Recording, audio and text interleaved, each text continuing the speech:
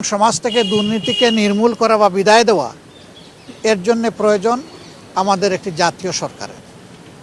আমরা নির্বাচিত হলে সেই সরকারটাই গঠন করব।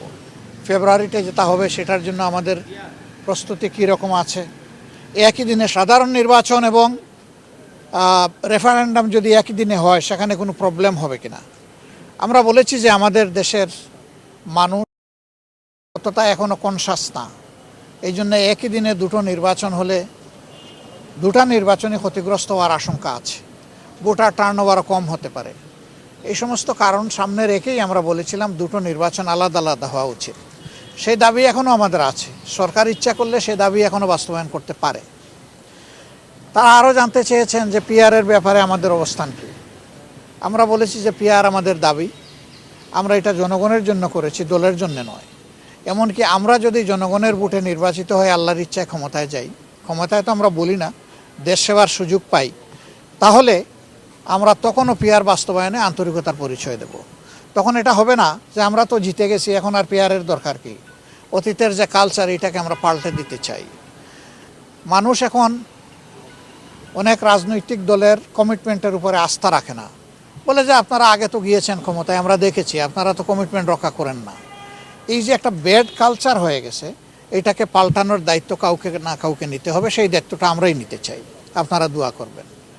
তারপরে তারা জানতে চেয়েছেন সমাজের বিভিন্ন অংশের মানুষের প্রতিনিধিত্ব কিভাবে হবে, সকল মানুষের সিকিউরিটি কিভাবে নিশ্চিত হবে, রোহিঙ্গা সমস্যার সমাধানটা কিভাবে হবে, এ নিয়ে আমাদের কি চিন্তা ভাবনা।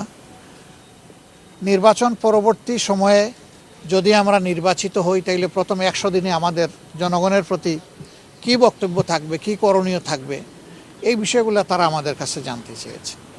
তো আমরা বলেছি যে আমাদের সব কিছুই ফ্রেম করা আছে, আমরা ওয়ান টাইম যখন যেটা প্রযোজ্য সেটা আমরা সামনে রিলিজ করব। তারা আমাদের ম্যানিফেস্টোতে কিছু জিনিস দেখতে চান, আমরা বলেছি অলরেডি এগুলো আমরা ইনক্লুড করে নিয়েছি। তারা বাংলাদেশকে একটা ইনক্লুসিভ বাংলাদেশ দেখতে চান। আমরা তাদেরকে বলেছি আল্লাহ তাআলার ইচ্ছা এবং জনগণের ভালোবাসায় আমরা নির্বাচিত হলে সেই ইনক্লুসিভ বাংলাদেশই আমরা গড়ব ইনশাআল্লাহ। আমরা কোনো দলকেই বাদ দেব না। আমরা দেশের স্বার্থে দারুণভাবে আমরা অনুভব করি যে অ্যাটলিস্ট আগামী 5টা বছর দেশের স্থিতিশীলতা, ইকোনমি ফিরাইয়ে আনা, আইনের শাসন সমাজে কায়েম করা এবং সমাজ থেকে দুর্নীতিকে নির্মূল করা বা বিদায় দেওয়া এর জন্য প্রয়োজন আমাদের একটি জাতীয় সরকারের। আমরা নির্বাচিত হলে সেই সরকারটাই গঠন করব। যারা এখানে অংশগ্রহণ করবেন তাদের কাছে শুধু দুইটা জিনিসই আমরা প্রত্যাশা করব। নাম্বার 1, কেউ নিজে দুর্নীতি করবেন না এবং দুর্নীতিকে কোনোভাবে প্রশ্রয় দেবেন না। নাম্বার 2, আমরা চাইব সকলের জন্য বিচার সমান এবং নিশ্চিত করতে। এই ব্যাপারে কোনো ধরনের হস্তক্ষেপ কেউ করবেন না রাজনৈতিকভাবে।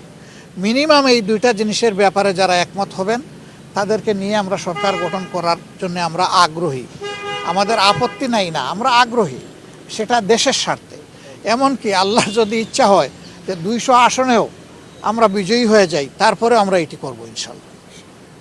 এবং দেশবাসীকে আমরা আশ্বস্ত করতে চাই, অতীতে যা হয়েছে হয়েছে, এখন সারা দেশবাসী আমরা ঐক্যবদ্ধ দেশের স্বার্থে, আমাদের আগামীর প্রজন্মের স্বার্থে। যুব সমাজের যে অ্যাসপিরেশন, তাদের যে আকাঙ্ক্ষা, এই আকাঙ্ক্ষা কোনোভাবে যাতে ব্যাহত এবং আহত না হয় সেই ব্যাপারে আমরা দারুণ শ্রদ্ধাশীল। তারা job creation, migration, education exchange, economic rebuild, এই সমস্ত বিষয়ে তারা কথা বলেছেন এবং তাদের সাজেশনগুলা, তাদের কথাগুলা আমাদের কাছে দারুণ আন্তরিক মনে হয়েছে যে তারা আসলেই বাংলাদেশকে ভালোবাসেন। তারা একটা বাংলাদেশকে বেটার বাংলাদেশ হিসাবে আগামীতে দেখতে চান। আমরা যেন দেশ এবং বিদেশের সকলের আশা আকাঙ্ক্ষাকে আমরা সম্মান করতে পারি এবং সকলের আশা বাস্তবায়ন হয়, আপনারা দোয়া করবেন। আমরা আমাদের রাজনীতি দলের জন্য করি না, ব্যক্তির জন্য করি না, আমাদের রাজনীতি জনগণের জন্য, এবং এটা আমরা কথায় নয় কাজেই প্রমাণ দিতে চাই।